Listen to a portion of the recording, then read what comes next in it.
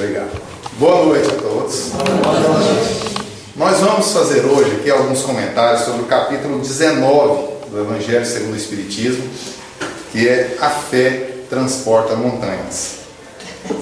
Então, no início do capítulo, no item 1, está escrito, tem a seguinte passagem evangélica: se tiverdes fé do tamanho de um grão de mostarda, direis a este monte: passa daqui para colar, e ele passará, e nada vos será impossível.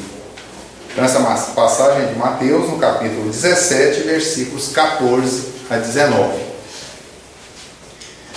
Quando nós vamos estudar o Evangelho, todas as vezes que a gente lê essas passagens, nós temos que buscar entender o que está escrito. E a gente busca entender o que está escrito fazendo as perguntas e buscando as respostas. E aqui, quando a gente pega essa passagem, a gente pode começar fazendo a seguinte pergunta: o que é fé? Quem sabe dizer o que é fé? Porque todos nós falamos de fé, mas o que é fé? Será que a fé ela está ligada obrigatoriamente à religião? Ou será que a fé não está ligada obrigatoriamente à religião? Será que aquilo que nós dizemos que é fé, será que ela não é simplesmente uma crença religiosa? Então a gente tem que buscar efetivamente entender o que é fé. Antigamente a gente usava o dicionário, não é? Hoje a gente pode usar o Google. Fica muito mais fácil, né? Então, se a gente for buscar o significado da palavra fé, a gente vai ver que fé significa confiança absoluta em algo ou alguém. Mas é confiança absoluta. Quando eu digo confiança absoluta, é uma confiança que não cabe dúvida de espécie nenhuma. Nenhuma. Então, quando eu digo eu tenho fé em Deus, eu não posso duvidar. Se acontecer algo de ruim na minha jornada, eu não posso duvidar do amor de Deus e de que Deus quer sempre o melhor para mim. Eu não posso duvidar de maneira alguma. Porque geralmente nós dizemos que temos fé, mas quando chegam os problemas, a gente muitas vezes faz assim: esquecemos. Por que eu? Não é? Como quem dizendo assim: por que não o outro? Isso é dúvida. Então, quando eu ajo dessa forma, eu não tenho fé. Não é fé. Quando é uma crença. Falou na pergunta, falou assim: se quem tem fé viva, pode até transportar uma montanha de um lado para o outro, né? Exatamente. Então, a fé, ela não permite dúvida. Não permite dúvida. Tem uma passagem no Evangelho que é quando Pedro está lá pescando junto com outros apóstolos e de repente eles veem a figura de Jesus se aproximando, caminhando sobre as águas. E Pedro então questiona se ele poderia também, e Jesus o chama. E num primeiro momento ele sai do barco e começa a caminhar sobre as águas. Mas o que aconteceu com ele? Afundou. Por que ele afundou? Porque ele duvidou.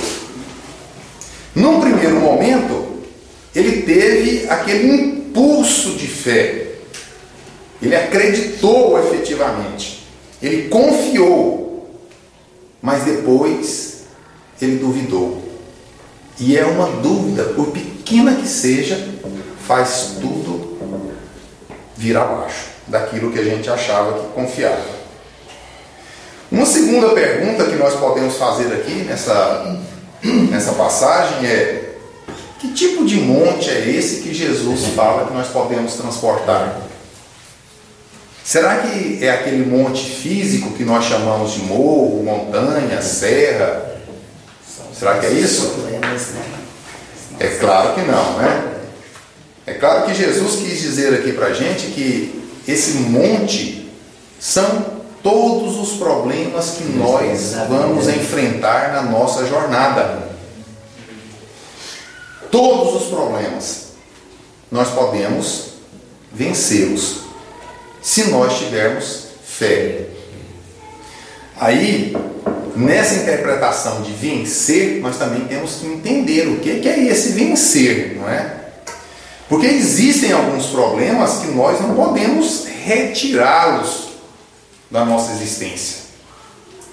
Então, o que significa esse vencer? O que significa esse transportar esse problema? Então, é nós aceitarmos aquele problema como sendo um professor para a gente, que está nos ensinando algo. E se nós não podemos tirá-lo de nós, nós temos que aceitá-lo resignadamente. Mas aí vem uma outra questão. Nós, muitas vezes, quando falamos de resignação, a gente pensa que a resignação é simplesmente abaixar a cabeça e falar: tem que ser desse jeito mesmo, não tem outra forma. E não é. Não é. Não existe resignação passiva. Não existe. Não tem nenhuma virtude que nós precisamos conquistar para o nosso espírito que seja uma virtude passiva. São todas virtudes ativas, operantes. Então a nossa resignação também tem que ser ativa. Não é ativa no sentido de revoltar, de maneira alguma. É ativa no sentido de que nós temos que trabalhar junto com aquilo que nós não podemos tirar da gente. E isso, quando eu falo, geralmente se trata de problemas físicos, relativos ao corpo. Porque todo problema relativo ao espírito, nós podemos vencer. Não tem nenhum que nós não podemos vencer. Basta nós querermos. Basta que nós tenhamos fé. E como Jesus disse aqui, não precisa ser uma fé tão grande. Pode ser pequenininha, do tamanho de um grão de mostarda. Eu nunca vi um grão de mostarda, mas eu imagino que seja bem pequeno, viu? No item 3 do capítulo 19, Kardec coloca que fé é a confiança, e aí a gente acrescenta absoluta, que se tem na realização de uma coisa. A certeza absoluta de atingir determinado fim. Então, quando nós nos propomos a fazer algo, se nós temos fé, nós conseguimos. Não importa o que seja. Não importa o que seja. Qualquer coisa que nós quisermos, nós somos capazes de fazer. O que nós temos que ter em mente é que nós não podemos controlar o tempo. O tempo nós não podemos controlar. Agora, nós podemos controlar a nossa decisão em atingir aquele determinado fim. E isso nós podemos controlar. O tempo, esse nós não temos controle sobre ele. Porque hoje nós estamos encarnados. Quem é que tem certeza que amanhã vai estar encarnado? Eu não tenho. Eu não tenho. Então, tudo que nós quisermos, nós somos capazes de fazer. E é uma coisa engraçada, é isso daí. Quando a gente se propõe, por exemplo, a prestar um vestibular, prestar um concurso, geralmente as pessoas vão e fazem a inscrição e elas olham o que ali? A quantidade de inscritos, ou seja, concorrência. Se num concurso, porque o vestibular na realidade também é um concurso, Então, se num concurso tem 1 milhão de inscritos e tem uma vaga e você está inscrito lá, qual é a concorrência para você? Eu coloquei 1 milhão porque é um número que me veio na cabeça. Qual é a concorrência sua? Quem sabe responder? Acredito que não seja aquele 1 milhão. A concorrência seriam aqueles mais bem preparados que a gente. Nós mesmos. Nós mesmos, né? Unicamente nós mesmos. Pode ter 1 zilhão de candidatos. Pode ter 1 zilhão de candidatos. Se eu me preparei e se eu já adquiri o merecimento pelo meu trabalho em busca daquilo, a vaga é minha. A vaga é minha. Então, tudo que nós queremos só depende da gente. Nós somos o nosso maior adversário. Tem um texto de Emmanuel, eu esqueci o nome do livro agora, que ele fala sobre o inimigo real. E lá nesse texto ele fala que nós somos o nosso maior inimigo. Nós mesmos. Porque nós jogamos contra nós. Nós nos propomos a fazer algo e de repente nós pensamos que nessa proposta de fazer alguma coisa nós não vamos encontrar problemas. Vai ser tudo das mil maravilhas. E de repente nós esbarramos no primeiro obstáculo. O que acontece? A maioria desiste. A maioria desiste. Aqueles que não desistem, continuam. E aqueles que não desistem, no final, atingem o fim desejado. O espírito milanês, no livro A Força do Pensamento, ele coloca que a fé é a força mantenedora do homem em seu processo evolutivo. Então, é a fé que nos faz impulsionar para frente, ou seja, nos movimentar para frente. Buscar sempre a melhora da gente. E essa melhora, eu não estou falando que seja só para o lado espiritual, não. É a melhora geral, seja material, seja espiritual. Mas é a fé que nos faz movimentar. Será que se Thomas Edison não tivesse tido fé, será que nós teríamos essa iluminação aqui hoje? E olha que ele deve ter feito muitas tentativas até descobrir a lâmpada elétrica. Com certeza. Será que se Kardec não tivesse tido fé, será que nós teríamos a doutrina espírita codificada hoje? Poderíamos até ter tido, né? Porque a espiritualidade teria encaminhado outro, né, para cumprir essa missão. Mas Kardec teve fé. E ele observou e acreditou em tudo que foi ensinado a ele, mesmo sem ele ter a ciência para que pudesse comprovar tudo aquilo que a espiritualidade ensinava. Hoje, a ciência já está bem mais evoluída do que no ano de 1850 e poucos, quando Kardec começou então essa preparação, né? Porque a publicação do Livro dos Espíritos foi em 857. Então, 850 e qualquer coisa, ele estava lá já labutando nisso aí. Hoje a ciência já está bem mais evoluída. E mesmo assim não consegue comprovar tudo que a espiritualidade ensinou. Alguma coisa já. Então a ciência ainda vai precisar evoluir muito para conseguir comprovar. Então a gente percebe que a fé não é acreditar, não vamos dizer assim, ter aquela confiança só porque eu estou vendo ou estou apalpando alguma coisa que seja material. Não. A fé está envolvida muito com a minha razão. É aquilo que a minha razão diz que tem sentido de ser verdadeiro, então eu passo a ter fé naquilo dali. Joana de Ângeles, no livro Jesus e o Evangelho à luz da psicologia profunda, ela coloca que a fé, ela se apresenta de duas formas. Na primeira forma, ela é natural, que ela diz que é espontânea, simples, destituída de reflexão ou de exigência racional.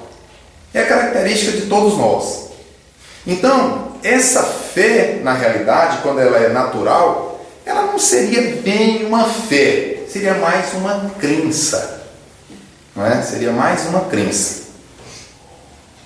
Na segunda forma, que é adquirida, aí já é conquista do pensamento que elabora razões para estabelecer os seus parâmetros e manifestar-se. Então, é a fé raciocinada que deve ser a nossa conquista. E aí, a gente sabe, pelo que a gente estuda, que o Espiritismo é uma doutrina de fé raciocinada.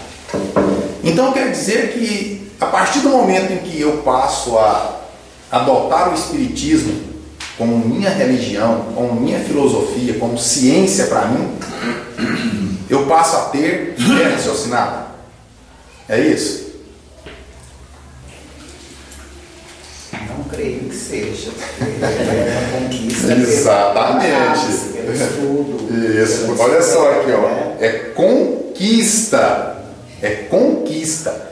Tudo que é conquista não pode ser transferido. Mesmo que materializasse aqui uma entidade de luz, ela não poderia transferir fé para a gente. Ela não poderia transferir caridade para nós. Ela não poderia transferir a capacidade de perdoar. E todas as virtudes que nós vamos ter que conquistar. Então a fé, ela é uma virtude que deve ser conquistada. Cada um de nós tem que conquistar. Existem pessoas que passam a vida inteira vindo no centro, mas nunca adquiriram fé. Nunca adquiriram fé.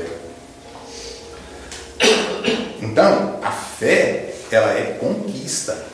E nós não podemos dizer eu sou espírita e não podemos falar também eu estou tentando ser espírita. Tem gente que tem 30, 40 anos no espiritismo e fala assim, eu estou tentando ser espírita.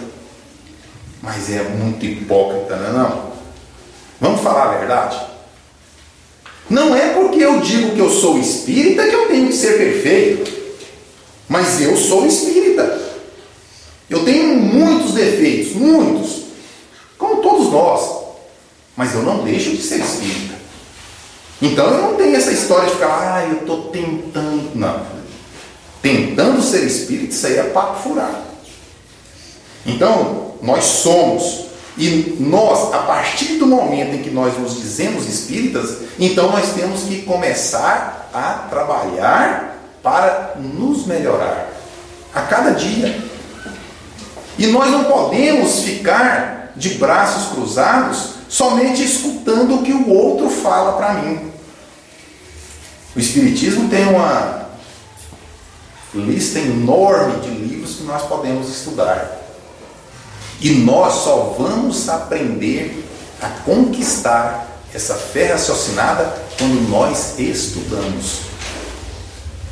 Porque é no estudar que nós vamos exercitando o nosso raciocínio.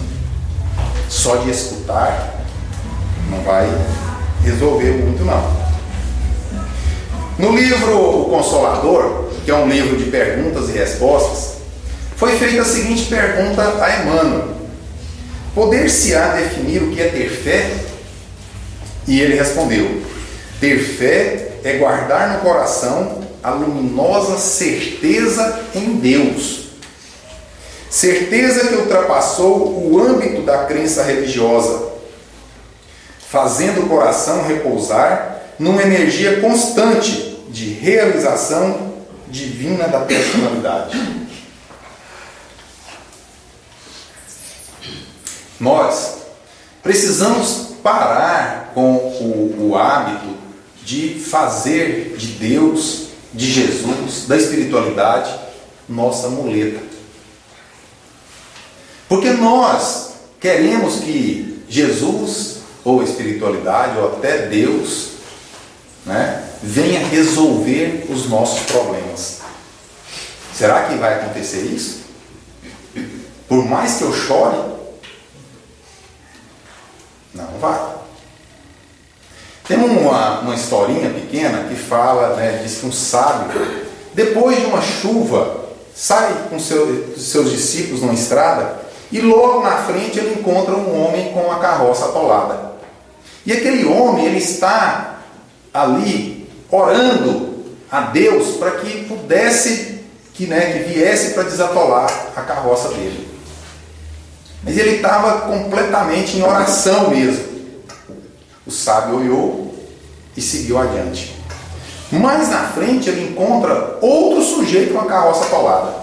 E aquele sujeito tinha lama até a ponta do nariz, de tanto esforço que ele fazia para desatolar a carroça. E em meio aos pedidos que fazia aos céus para que pudesse ajudá-lo a desatolar aquela carroça, ele xingava e muito. E o sábio, então, vendo aquilo, ordenou aos seus discípulos que fosse e ajudasse aquele homem a desatolar a sua carroça. Quando aquele homem, eles conseguiram desatolar a carroça, ele foi embora, os discípulos então foram perguntar: por que não ajudou aquele outro que estava em oração e ajudou aquele que estava mais xingando do que orando? Aí o sábio respondeu: é que o primeiro esperava que Deus viesse desatolar a carroça para ele. Esse esperava uma ajuda de Deus para que pudesse desatolar a sua carroça. E nós, muitas vezes, nos mantemos na condição do primeiro. Nos mantemos na condição do primeiro, esperando que Deus, ou que a espiritualidade, ou que Jesus venha fazer por nós aquilo que é a nossa obrigação de fazer. Então, quando nós temos fé, nós nos mantemos sempre operantes. Sempre operantes, ativos. O primeiro dessa história estava inativo. O segundo estava ativo. Então nós temos que estar sempre ativos. A esperança e a fé devem ser interpretadas como uma só virtude? É outra pergunta que foi feita a Emmanuel, no mesmo livro. E ele responde: a esperança é como o luar que se constitui dos bálsamos da crença. A fé é a divina claridade da certeza. Então, quando eu digo que eu tenho esperança, nós também cometemos erro aí. Nós temos aqui no Brasil um filósofo que chama Mário Sérgio Cortella. E ele diz que existe uma diferença imensa, né, nessa questão da esperança aí. Porque nós muitas vezes estamos conjugando, né, quando nós falamos que temos esperança, nós estamos conjugando o verbo esperar. E é o que nós geralmente fazemos. Eu tenho esperança de passar naquele concurso. E estou de braço cruzado. E estou assistindo televisão o tempo todo. Estou indo para as baladas. Estou fazendo tudo menos estudar. Então, esse é o esperar. Então ele diz que nós temos que, quando nós dizemos que temos esperança, nós temos que estar conjugando o verbo esperançar, que é aquele verbo de onde eu estou não só esperando, mas eu estou trabalhando para que aquilo aconteça. Eu estou fazendo a minha parte para aproximar do acontecimento. Enquanto eu estou esperando, eu estou sentado. e o acontecimento pode estar ali na frente. Mas como eu estou sentado sem fazer nada, eu nunca vou atingir aquilo dali. Então, quando eu digo que eu tenho esperança de um futuro melhor, não é eu me manter de braços cruzados esperando que esse futuro seja efetivamente melhor, mas é eu trabalhar para que esse futuro seja melhor. Não importa o que o outro faça, importa o que eu faço para que esse futuro seja melhor. Será fé acreditar sem raciocínio? É outra pergunta que foi feita a Emmanuel. E ele respondeu: acreditar é uma expressão de crença, dentro da qual os legítimos valores da fé se encontram embrionários, ou seja, bem no início.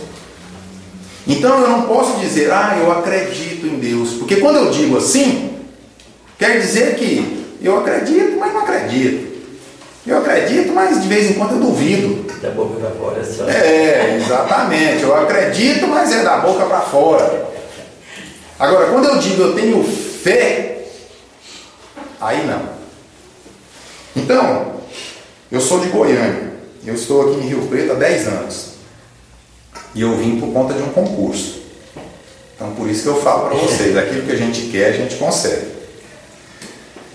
E lá no centro que eu frequentava, a dona Antonieta contou uma história, isso eu nunca esqueço. Diz que o lavrador passou, numa mata, lá na sua propriedade, diz que tirou o chapéu e falou: se Deus quiser, esse ano eu derrubo essa mata para fazer uma roça. Mas acontece que naquela mata tinha um João de Barro que tinha acabado de construir uma casinha ali numa árvore. E ele então ficou desesperado, Como é que o homem vai derrubar agora? Logo agora que eu terminei de construir a minha casinha, estou preparando, já arrumando a companheira aí para a gente perpetuar a espécie aí e tal. Então o João de Barro foi ter com Deus. E chegou lá e falou: Senhor, eu estou destruído. Mas o que aconteceu? Deus perguntou para o João de Barro. Aí João de Barro contou que o homem tinha passado, tinha falado que se Deus quisesse, ele ia derrubar aquela mata. Aí Deus falou para o João de Barro, falou: não, meu filho, pode ir embora, fica tranquilo, Deus não quer não. Passado um ano, o homem passa lá de novo e falou assim: com fé em Deus, esse ano eu derrubo essa mata. E o João de Barro vai ter com Deus de novo. E aí ele conta para Deus novamente. Quando ele fala o que o homem falou, aí Deus fala para ele, fala assim: meu filho, vai procurando outro lugar então para você construir sua casinha. E agora não tem mais jeito não. Quando nós temos fé, não tem nada que nós não podemos fazer. Nada, absolutamente nada. Nós podemos fazer tudo. A fé cega aceita sem verificação, assim o verdadeiro como o falso. E a cada passo se choca com a evidência e a razão. Somente a fé que se baseia na verdade garante o futuro, porque nada tem a temer do progresso das luzes. Isso é Kardec quem disse. Está no item 6 do capítulo. Então, aquilo que é verdade, vai ser verdade eternamente. O que Jesus ensinou era verdade naquela época, é verdade hoje e vai continuar sendo verdade eternamente. Quem teve fé no que Jesus estava ensinando naquela época, hoje continua com aquela fé e ainda mais viva, Por quê? Porque a verdade não muda. O tempo não muda a verdade. O tempo muda nós. Nós muitas vezes nos revoltamos ou nos rebelamos contra a verdade. Mas chega um dia em que nós somos obrigados a aceitar a verdade. Não tem outra forma, não tem para onde correr. E aí a gente fica pensando, né? Por que a gente demora tanto para aceitar a verdade? Por quê? Aí é o que foi lido aqui na mensagem de hoje. Por conta desses dois vícios. Quem lembra o nome dos vícios? Só um? Mas não é possível. Vocês estavam dormindo na hora da leitura aqui? Quais são os vícios? Podem falar. Não vou chamar aqui na frente, não. Vou falar não. Estou percebendo que vocês estão com medo de vir aqui na frente, né? Egoísmo e orgulho. Porque o orgulho faz com que eu queira ser sempre o melhor, que eu queira estar sempre em evidência. O egoísmo faz com que eu pense primeiro em mim, depois em mim, depois em mim, depois naqueles que estão bem próximos de mim, ou seja, a minha família, e depois em mim de novo. Isso é o egoísmo. Então nós não aceitamos a verdade por conta desses vícios. E esses vícios fazem com que a gente nos prenda excessivamente à matéria. O que nós somos? Muito bem. Nós somos espíritos. Espíritos. E o que importa para mim então? Importa eu ser dono desse planeta Terra inteirinho? Ou importa eu buscar adquirir as virtudes necessárias para que eu possa progredir espiritualmente? Então, a nossa visão, apesar da gente saber que nós somos espíritos encarnados, estamos em marcha evolutiva, mas a nossa visão está presa excessivamente ao lado material da nossa existência. Não é que nós não podemos ter os valores materiais, temporariamente, claro, né? Porque esse ter aí é temporário. Porque tudo que eu acho que eu tenho, eu não tenho nada. É tudo usufruto. É tudo usufruto. Tá? Até o corpo é usufruto. Eu vou ter que devolver. Eu espero que eu devolva ele bem esbagaçadinho, né? Daqui uns 50 anos pelo menos, né? Fazer igual o Chico, né? Porque ele disse que perguntar para o Chico: o que você quer que escreva na sua lápide, Chico? Aqui jaz Francisco Cândido Xavier, muito a contragosto. Ninguém quer morrer, gente. Ninguém. Todo mundo gostaria de ficar aqui eternamente, menos eu não gostaria. Eu sei que não quero ir amanhã, né? Nem hoje. Daqui uns 50 anos, para mim, está de bom tamanho. Mas não sou eu quem escolho, né? Então, nós temos que buscar viver aqui, mas é nos preparando para a nossa partida. Ou seja, nós precisamos estar diariamente com as nossas malas prontas. Não é a mala de roupa lá não, tá? Quando eu digo estar com a mala pronta, é nós estarmos preparados para a partida. Nós precisamos, porque nós não sabemos o dia que nós vamos. No livro Reforma Íntima Sem Martírio, o espírito Hermance Dufour, ela diz assim, que fé raciocinada é conquista individual, construção íntima e pessoal, e não pode ser considerada como adesão automática a princípios religiosos ou ideias que nos parecem aceitáveis e convincentes. Então é aquilo que eu falei antes, né? Não é porque eu digo que eu sou espírita que eu posso também dizer que eu tenho fé raciocinada. Porque a fé raciocinada é conquista. Eu ser espírita é eu ter feito uma adesão, certo? À doutrina espírita. Mas uma coisa não implica na outra. A fé verdadeira é sempre calma, pois tem a certeza de chegar ao objetivo desejado. Ao contrário, a fé cega julga suprir com a violência a força que ele falece. Então, quando a gente vê alguém querendo obrigar o outro a acreditar como ele acredita, pode correr, que ali é tudo conversa fiada. Ninguém obriga o outro. Ninguém. Cada um de nós tem que conquistar aquilo que é necessário para si. Mesmo dentro da nossa casa, não tem como você obrigar. Os filhos você conduz até um determinado ponto. Quando chega naquele determinado ponto, aí acabou. Aí são eles e eles.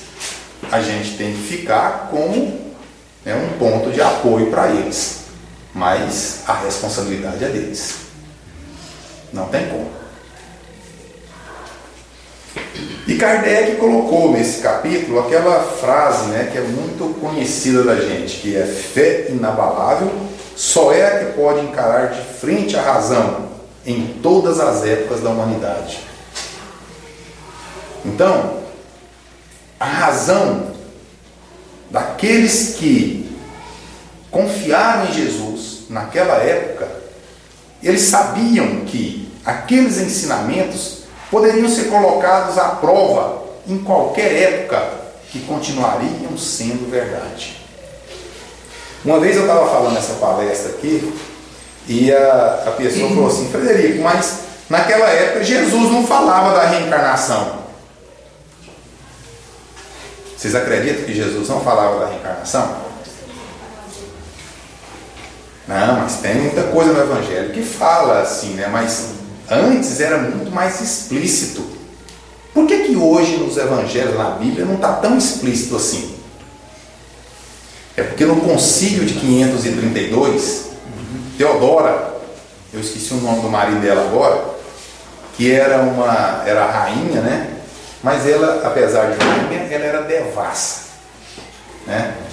Então, quando ela percebeu que ela teria que reencarnar para poder saudar ou se reequilibrar com as leis de Deus, ela então obriga o marido a obrigar o Papa, no concílio daquele ano, que retirasse tudo da Bíblia que fizesse referência à reencarnação, para ela então ficar livre da reencarnação. Será que ficou? Difícil, hein? É verdade. Então, não adianta eu querer esconder a verdade. Não adianta eu querer fazer de conta que ela não existe. Porque mais dia, menos dia, ela vai estar aí. Ela vem. Ela brota naturalmente. Na Revista Espírita de 1862, teve um bispo, o bispo de Périgueux, Georges, ele deu uma mensagem e eu retirei um trechinho aqui. Ele disse assim: eu sou a irmã mais velha da esperança e da caridade. Chamo-me fé. Sou grande e forte. Aquele que me possui não teme nem o ferro e nem o fogo. É a prova de todos os sofrimentos físicos e morais. A gente sabe que aqueles cristãos novos, vamos dizer assim, aqueles que aderiram ao cristianismo naquele primeiro momento, eles foram obrigados a sofrer flagelos inúmeros, como ser crucificados, serem apedrejados, ou descerem ao circo para servir de alimento para as feras. Então, eles fizeram tudo isso porque eles tinham fé. Eles tinham fé. É aquela confiança absoluta em Jesus. Aí eu pergunto para vocês: se nós fôssemos precisos hoje fazer essa demonstração de fé, quantos de nós faríamos? Ser crucificado, apedrejado. Não estou vendo ninguém erguendo a mão, muito difícil, hein? E servir de alimento para as feras. Ninguém de nós faria isso. graças a Deus, hoje nós não precisamos disso, não é? Graças a Deus.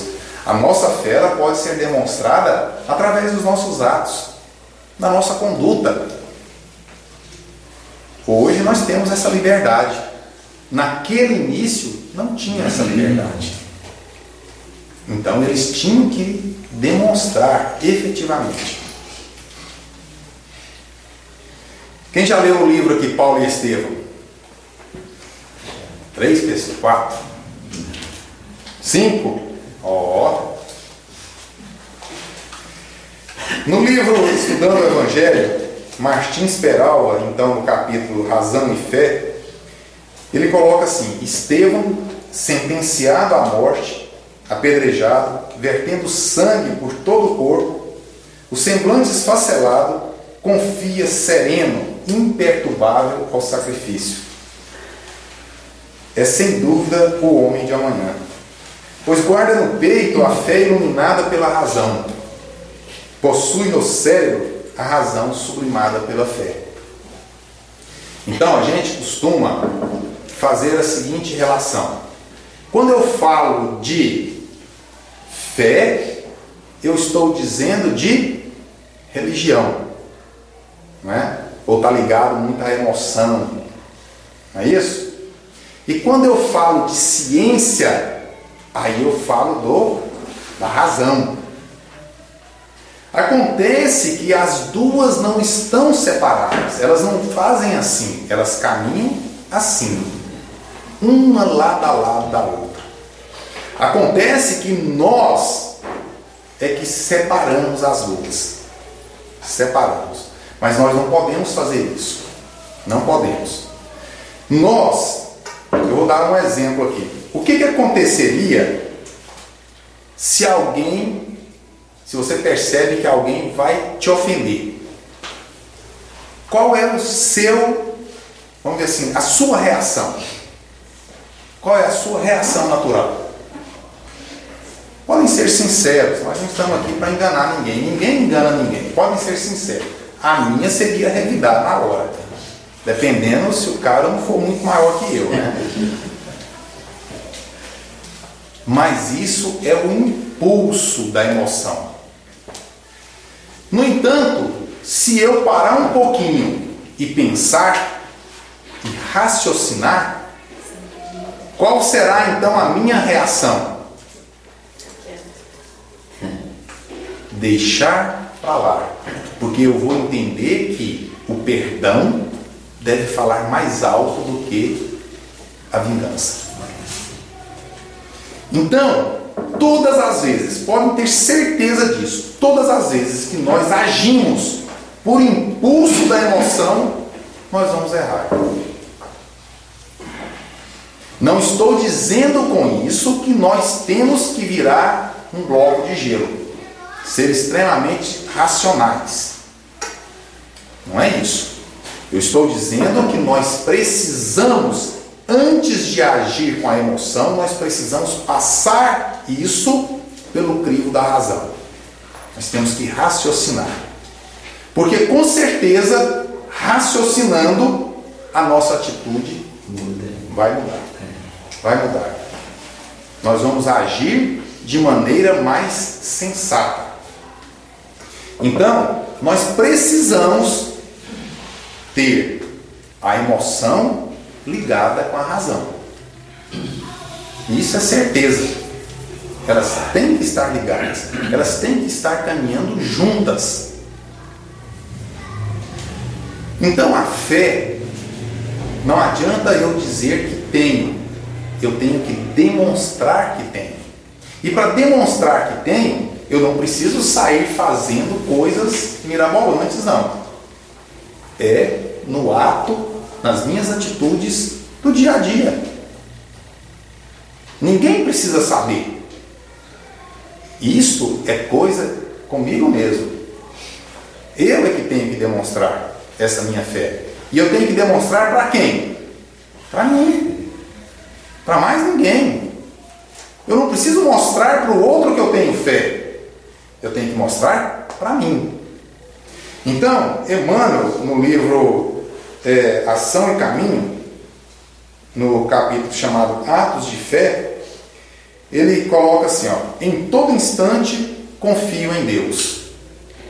No que faço, penso em Deus. Com quem vivo, amo a Deus.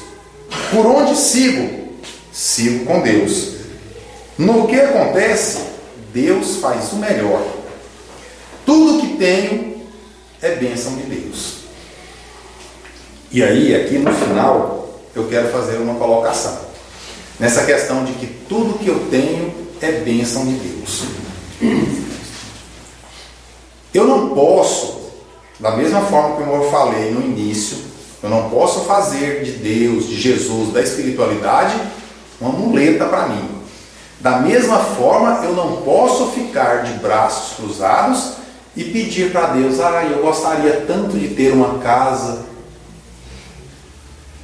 e vou ficar esperando. Então, quando eu digo que tudo que eu tenho é bênção de Deus, eu não posso pensar de forma simplista, imaginar que Deus vem e me dá essa determinada coisa. Eu não posso pensar dessa forma simplista. Quando eu digo que tudo que eu tenho é bênção de Deus, é porque as oportunidades nos são dadas. Essas sim, as oportunidades nos são dadas. Aproveito se eu quiser. Eu tenho livre-arbítrio. Aproveito se eu quiser. Se eu não quiser, mas também não posso reclamar. Então, quando eu aproveito as oportunidades, aí o outro olha para mim e fala assim: nossa, mas o Frederico tem sorte, hein? É sortudo. Parece que tudo dá certo para ele. É sorte? Quem acredita em sorte e azar aqui? Eu, se eu acreditasse na sorte, eu já tinha ganhado na Mega Sena, né? Mas como eu não acredito, não adianta. Nem jogando eu não ganho. Então, essa questão de sorte e azar não existe. E quando eu peço para Deus alguma coisa, Ele não vai vir com aquela coisa e me dar. Ele vai me mostrar uma oportunidade que eu posso aproveitar ou não, para daí eu obter aquilo que eu desejo. Quando eu peço algo de material, pode ser assim. Que quando eu peço algo de espiritual, também pode ser assim. Porque quando eu peço para Deus paciência, será que Ele vem à noite e me dá uma injeçãozinha lá e no outro dia eu amanheço cheio de paciência? O que Ele vai fazer comigo quando eu peço para Ele paciência?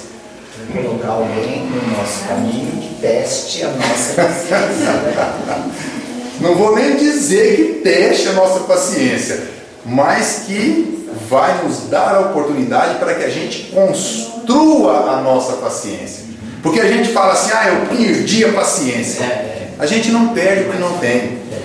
E quando a gente tem realmente paciência, nós nunca vamos perder. Nunca, absolutamente nunca vamos perder. Nós sempre vamos exercitar aquela virtude. Eu não posso dizer, porque a gente costuma demais ver isso aí, né? Eu perdi a paciência. Como é que perde aquilo que não tem? Está rindo por causa do filho. Do Perde filho? a paciência todo dia. Perde a paciência com ele todo dia. Você está perdendo é porque não tem, né? Está longe de ter. Mas não se preocupem. Tudo que a gente fala, muitas vezes, a gente vem uma palestra, a gente imagina alguma coisa e fala aquilo que seria o ideal para nós. Aquilo que seria o ideal para nós. É claro que, na maioria das vezes, nós não conseguimos ainda aquilo dali. Não conseguimos. Mas isso não é motivo para que a gente abaixe a cabeça E perde a paciência. e fique esperando. E fique esperando. Esperando. Então, nós temos que estar sempre trabalhando. Porque aquilo que eu não tenho, eu posso conquistar, não posso? E além de poder, eu devo conquistar quando se trata dos valores espirituais. Não é nem poder ali, é dever conquistar. Então, nós precisamos nos colocar assim, dispostos no dia a dia a nos melhorar. Ser menos exigentes com os outros, ser mais exigentes conosco mesmo. Tem uma frase do Chico que ele dizia assim, ó: aos outros eu dou o direito de ser como quiserem ser. A mim eu imponho o dever de ser melhor a cada dia. Ser melhor a cada dia. Então, nós deveríamos nos impor esse dever. Ah, eu não consegui hoje. Vou desistir? Não, mas por quê? Vou continuar. Vou continuar. Vou continuar.